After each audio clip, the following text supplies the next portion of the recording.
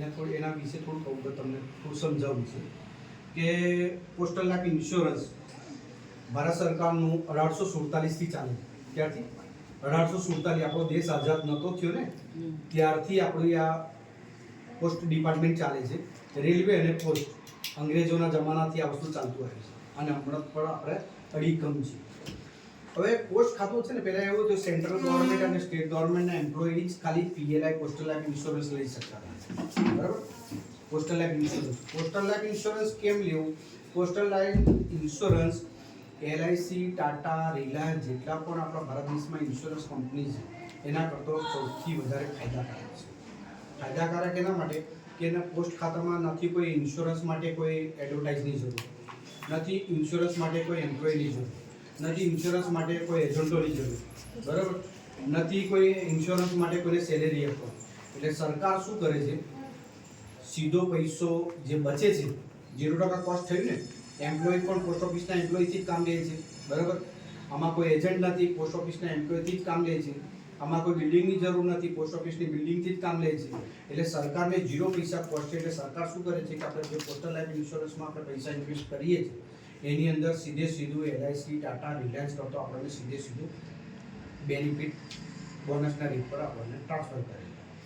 Post ઓફિસમાં ભારત દેશની અંદર ગમે તે નાનામાં નાના ગામડામાં પણ આપણે રહેતા હોય, બરાબર, ત્યાં પણ આપણે પૈસા ભરી શકીએ. અને હવે પોસ્ટ ખાતું ડિજિટલ થઈ ગયું છે. ડિજિટલ એટલે તમે ઘરે પોસ્ટ ઓફિસમાં જઈને કોઈ જગ્યા પર લાઈનમાં ઊભું રહેવાની જરૂર નહીં થાય. બધું ડિજિટલ છે. તમે મોબાઈલથી તમે તમારા પૈસા પીએલઆઈના ભરી શકો છો, ઈસીએસ કરાવી શકો છો. તમે કેન્સલ ચેક આપ્યો કે મને બેંકની ડિટેલ આપી અને એક ફોર્મમાં તમે સહી કરીને મને આપી તો તમારે નેક્સ્ટ મંથથી તમારા સેલેરી એકાઉન્ટમાંથી ડાયરેક્ટ ડિડક્શન થઈ જાય. એટલે આપણો ટાઈમ વેસ્ટ હોય થાય નહીં, બરાબર. આપણે યાદ રાખવાની એવી જરૂર નહીં કે ભાઈ મારે પ્રીમિયમ ભરવાનું બાકી છે, ક્યારે ભર્યું મને યાદ નથી. ડિજિટલ ઓનલાઈન તમારું એકાઉન્ટમાંથી દર મહિને એમાંથી ડિડક્શન થઈ જશે. બીજું કે આપણે 1 લાખ રૂપિયા તમે પૈસામાં કોઈ જગ્યા પર એફડી કરી તો બેંકમાં 5.5% જેવું ઇન્ટરેસ્ટ છે સાહેબ.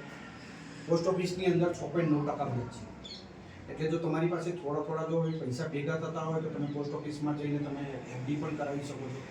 આપણે બોનસનો રેટ બેંકો કરતાં 2% આગળ છે, 1 થી 2%. તમારું બેંકની અંદર નેશનલ બેંકમાં તમે જો સમજો કે એસબીઆઈ, બીઓબી એમાં તમારું એકાઉન્ટ છે અને એ એકાઉન્ટનો તમે ઇન્ટરેસ્ટ રેટ તમે જાણશો ને તો 2 થી 2.5%થી વધારે નેશનલ બેંકો પણ આપતી નથી. પોસ્ટ ઓફિસમાં તમારું જો સેવિંગ એકાઉન્ટ હશે તેના પર 4% સરકાર ઇન્ટરેસ્ટ આપે, ખાલી સેવિંગમાં. એફડીમાં તમે મેકશો તો એફડીમાં મેં ના કીધું 5.5% ઇન્ટરેસ્ટ ચાલે છે, પોસ્ટ ઓફિસમાં 6.9% જેવું ઇન્ટરેસ્ટ ચાલે છે. એટલે 1 થી 2% આપણે ઇન્ટરેસ્ટનો રેટ પોસ્ટ ઓફિસમાં વધારે છે. જો પોસ્ટલ લાઈફ ઇન્સ્યોરન્સમાં આપણે ઇન્વેસ્ટ કરીએ તો સમજો કે 20 લાખની આપણે પોલિસી લીધી તો 20 લાખની પોલિસીની સામે સરકાર આપણને 52% પ્રમાણે 52 રૂપિયા આપણને બોનસનો રેટ આપે છે. એને કેલ્ક્યુલેશન કરીને તો 1,04,000 રૂપિયા. 20 લાખની પોલિસી 20 લાખની પોલિસી લીધી તો એના ઉપર સરકાર આપણને 1,04,000 રૂપિયા બોનસ ટ્રાન્સફર કરે છે. 1,04,000 એટલે તમે સમજો તો તમારી તમને પોલિસી કેલ્ક્યુલેશન કરી છે, બરાબર. તો દર મહિને 5,000 6,000 રૂપિયા પ્રીમિયમ આવ્યું તમારે મંથલી, તો 12 × 5 60,000 રૂપિયા તમે ભર્યા. તો 60,000ની સામે ગવર્મેન્ટ દર વર્ષે તમારા ખાતામાં કેટલા ટ્રાન્સફર કરશે? 1,04,000 રૂપિયા. મહિને આપણે 5,000 રૂપિયા ભર્યા સાહેબ, 60,000 રૂપિયા થયા. તો 60,000ની સામે ગવર્મેન્ટ આપણા એકાઉન્ટમાં કેટલું ટ્રાન્સફર કરે છે? 1,04,000 રૂપિયા.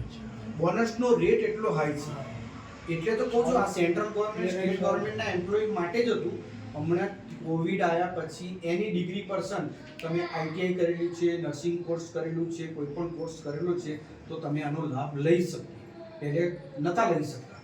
સરકારે મને છૂટ આપી છે કે એની ડિગ્રી પર્સન તમારી પાસે કોઈ પણ તમારી પાસે કોર્સ છે, એનું સર્ટિફિકેટ છે તો पहले सिर्फ गवर्नमेंट एम्प्लॉयज ही ले सकते थे, चुनिंदा लोग. એટલે अभी थोड़ा इसका दायरा बढ़ा दिया. 1,04,000 રૂપિયા બોનસ. એટલે સાહેબ જે વર્ષમાં તમે મેક્યા, તમે 60,000 મેક્યા અને 60ના કેટલા થયા? 1,04,000. એટલે ડબલ ઉપર થઈ ગયા સાહેબ, 3 ગણા. એટલે તમે સમજો કે 10 લાખની પોલિસી લીધી કે 20 લાખની પોલિસી લીધી તો 20 લાખની પોલિસી લીધી તો 20ના કેટલા થાય? 60 લાખ ઉપર પૈસા મળશે. हाँ 60 લાખ ઉપર. અને આપણે રિટાયર થઈશું તો આપણને પેન્શન મળવાનું નથી. આપણે બધા એનટીએસમાં છે, બરાબર. હું પોતે એનપીએસમાં છું, બરાબર. તો આપણે આપણું ભવિષ્ય આપણે જાતે બનાવવું પડશે. તો કે આપણે રિટાયર થઈશું તો આપણે શું ખાલી હાથે જવાના છે? તો કે એનપીએસમાં પૈસો મળતો નથી. જ્યારે આપણે રિટાયર થઈએ છે ને તો આપણને મળતો નથી. કેમ કે હું સેન્ટ્રલ ગવર્મેન્ટ એમ્પ્લોય છું. હું રિટાયર થઈશ તો મને ગ્રેજ્યુટી મળવાની નથી, કેમ કે એમાં પ્રાવધાન જ નથી કે આપણને મળવાની, બરાબર. અને મળીને કદાચ આપે તો 2-5 લાખ રૂપિયા, એનાથી વધારે કોઈ રકમ આપણને મળવાની નથી. ગમે એટલી તમારી નોકરી થશે પણ આપણને ગ્રેજ્યુટીની એવું નથી કે 30 લાખ 40 લાખ આપણને મળે, એ નથી મળવાનું. આપણને આપણા જે પૈસા છે એમાંથી 60% આપણી રકમ જે થતી હશે એ 60% આપણને આપશે, 40% આપણી બચશે, એના ઉપર આપણને પેન્શન આપશે. એ પેન્શન હોય નહીં જેવું હશે કે તે ઘડી આપણું મકાનનું ભાડું પણ નહીં નીકળે. એટલે આપણી બચત થોડી કરેલી હશે તો આપણું ભવિષ્ય આપણું ઉજ્જવળ થઈ શકે, બરાબર. એટલે હું તો બધાને કહીશ કે પોસ્ટલ લાઈફ ઇન્સ્યોરન્સ લેજો. કેમ કે LIC, ટાટા, રિવર, ભારતમાં જેટલી પણ ઇન્સ્યોરન્સ કંપની છે એના કરતાં આપણું કાયદાકારક સરકારી છે. સરકારી કોઈ પણ સ્કીમ હોય છેતરવા માટે કે કોઈ લાભ કોઈની પાસે પૈસા કાઢવા માટે નથી. અને અમે ગવર્મેન્ટ કર્મચારી છે, દર વર્ષે એક મિટિંગ કરતા જ હોય છે, ફિલ્ડ કરતા હોય છે કે ભાઈ આપણી સરકારી ઓફિસ છે અને આપણી ઓફિસની નજીકમાં જેટલી સરકારી ઓફિસો છે એના એમ્પ્લોયને આપણે થોડું સમજાવીએ, જણાવીએ સરકારી સ્કીમ માટે, બરાબર. આ જ ઉદ્દેશ છે. નથી આમાં અમને કોઈ 5 પૈસા કમિશન મળવાનું કે નથી અમને કોઈ લાભ થવાનો છે. गवर्नमेंट एम्प्लॉय जाओ, PLI साराम सारी आप गूगल पे सर्च करोगे ना तो पता लग जाएगा LIC वर्सेस PLI. PLI કે નોકરિયાત પણ ન મળે. હા, આ નોકરિયાતને જ મળે છે. હમણાં તમારા આપણે ગામની અંદર તમે સમજો કે 20 વીઘાનો જમીનદાર હોય, હા. 50 વીઘાનો જમીનદાર, પણ એની પાસે ડિગ્રી નથી, આજકી એવી બીજાની આઈટીઆઈ હોલ્ડર પણ નથી ને, તો એના પોલિસી કર્મચારી માટે જ રાખેલી. साराम सारी એ જ પ્રમાણે અમે પ્રીમિયમ अच्छा प्रीमियम ઓછો और બોનસ વધારે. કેટલું તમારી ઉંમર છે અને જરૂરિયાત ક્યારે પડશે એ પહેલા આપણે નક્કી કરવાનું. મારે જરૂરિયાત 10 વર્ષ રાખી ગઈ સર પડવાની છે. હા. ગમે તે અચાનક અને આપણે છે ને આ PLI અમે એવું છે નથી કે તમને થોપી દેવાના કે બેન તમને 10,000 ની આપી દો, અમે એ રીતનું નહીં. આપણે પ્લાન આપણે જ કરવાનું કે ભાઈ મારું બાળક હમણાં આટલા વર્ષનું છે તો એના મેરેજ માટે કે ફોરેન ભણવા માટે કે આગળ એજ્યુકેશન માટે આપણને પૈસો કામ લાગે એ પ્રમાણે પ્લાન કરવાનું. અને આપણા છોકરા મોટા છે, તમારા છોકરા બેન કદાચ મોટા હશે તો આપણે પ્લાન એ રીતના કરવાનું કે જ્યારે હું 58માં તમે રિટાયર થાવ ને તો તમને એક મસ્ત મોટી રકમ મળે, તો સરકાર તો આપણને પેન્શન તો તે ઘડીએ હમણાં હાલમાં પણ અમારો જે સ્ટાફ રિટાયર થાય છે ને તો 4 થી 5,000, 2,000, 3,000 આ પ્રમાણેનું પેન્શન લઈને નીકળે છે. સાહેબ આ બિલકુલ સાચી વાત છે. હમણાં જે અમારો જે સ્ટાફ 10 વર્ષની 15 વર્ષની નોકરી થઈ, આ NPS નિયમ આવ્યા પછી 2005 પછી જે પણ નોકરી લાગ્યા છે ને એ લોકોની ઉંમર પ્રમાણે સમજો કે કોઈ ડિપાર્ટમેન્ટમાં બીજા ડિપાર્ટમેન્ટમાં કામ કરતા હોય ને ત્યાંથી પ્રમોશન થઈ ઘરે આવી જાય છે. એટલે કે ડિપાર્ટમેન્ટમાં અમારે કે ગામડા લેવલ પર એ લોકોની નોકરી 5 કલાકની નોકરી છે. એ સેન્ટ્રલ ગવર્મેન્ટ એમ્પ્લોય નહીં ગણાય. જે ટપાલી જે ગામડામાં નોકરી કરતા હોય ને પણ એમને એક ગવર્મેન્ટ એક તક આપેલી છે કે ભાઈ તમે એક્ઝામ આપી અને ડિપાર્ટમેન્ટમાં તમે આગળ આવી શકો. જો એ લોકો એક્ઝામ આપીને આવે તો અમારી જે કક્ષા ઉપર એ લોકો આવી શકે છે અને એ અમારી કક્ષા પર આવે ને ત્યાર પછી એ કાયમી નોકરી તરીકે નહીં ગણાય.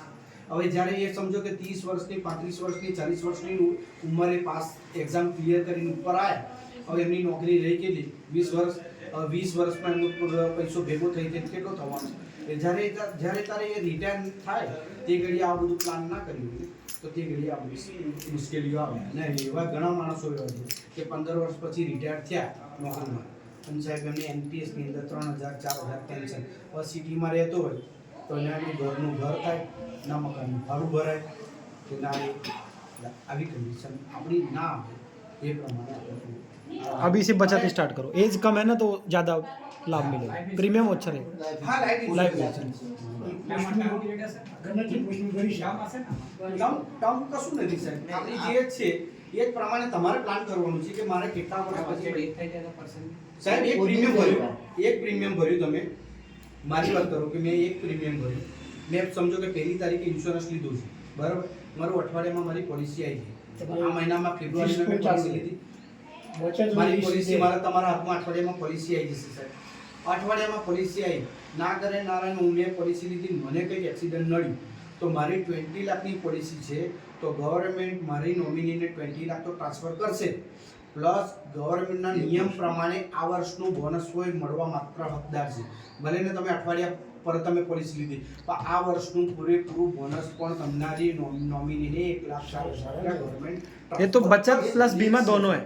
अगर कुछ हो गया तो पूरा बीमा पक्के मिलेगा 1 लाख રૂપિયા और अगर कुछ नहीं हुआ तो बचत के साथ मिलेगा। 1 લાખ રૂપિયા તમારી પાસે છે સાહેબ અને તમે પોસ્ટ ઓફિસમાં કે બેંકમાં એફડી કરી તો બેંકમાં તમે એફડી કરશો તો 5.5% પ્રમાણે 5,500 રૂપિયા 1 લાખના 5,500 રૂપિયા આપશે પણ એ જ પૈસા તમે પોસ્ટ ઓફિસમાં તમે ઇન્વેસ્ટ કર્યા તો 6.9% વ્યાજ આપશે એક વર્ષની એફડી પણ એક વર્ષ એક સાથે આપવાનું અહીંયા તમે થોડા દર મહિને 500 5,000 6,000 તમારી જે આપણે बचत के हिसाब से जो मुको તમે એવું નથી કરતો આ એક ઉદાહરણ તરીકે સમજાવું છું કે 5,000 6,000 રૂપિયા ભર્યા પણ તમે 12 મહિનાના 60,000 રૂપિયા થયા 12 પંચે 60,000 રૂપિયા પણ એની સામે ગવર્મેન્ટ કેટલા આપ્યા 1,04,000 રૂપિયા 1,04,000 પેલી તમે એફડી ની અંદર તમે એક સાથે 1 લાખ રૂપિયા મેકો છો તો 6,900 વ્યાજ આપે છે અહીંયા તમે કડકે મેકો છો અને 1,04,000 રૂપિયા તમને ગવર્મેન્ટ તમારા ખાતામાં બોનસ જમા કરે છે પ્લસ 20 લાખનું બોનસનું કવચ પણ છે તમે જ વિચારી શકો કયું ઇન્વેસ્ટ કરવું સારું सबसे अच्छा है बीमा प्लस बचत दोनों। SIP માં તમે પૈસા મૂક્યા છે SIP નું फिर सबसे भरोसेमंद भारत सरकार। હા SIP માં તમે પૈસા મૂક્યા શેર માર્કેટમાં પૈસા મૂક્યા તમે સમજો કે SIP માં 5,000 રૂપિયા મૂક્યા છે બરાબર 12 પંચે 60,000 રૂપિયા તમે મૂક્યા એનું રિટર્ન 6,000 6% 7% 8% રિટર્ન આવ્યું પણ રિસ્ક 0 વર્ષ પછી કે એક મહિના પછી તમને કંઈ થયું તો SIP માંથી તમારી નોમિનીને પૈસા તમે જેટલા પૈસા મૂકેલા છે बस वही मिलेगा। એ જ રિટર્ન થવાના છે એનું જે 6% 7% 8% જે ઇન્ટરેસ્ટ થતું બનશે શેર માર્કેટ પ્રમાણે એ જ રિટર્ન મળશે એની જગ્યા પર તમે આમાં પૈસા મૂકેલા તમારા બિલકુલ સેફ છે તમારી ફેમિલી સેફ છે અને આપણું રિટર્ન સરકારી પીપીએફ અને PLI. હા सबसे बढ़िया। ત્રણ સારી સ્કીમો છે. PPF પણ best PPF.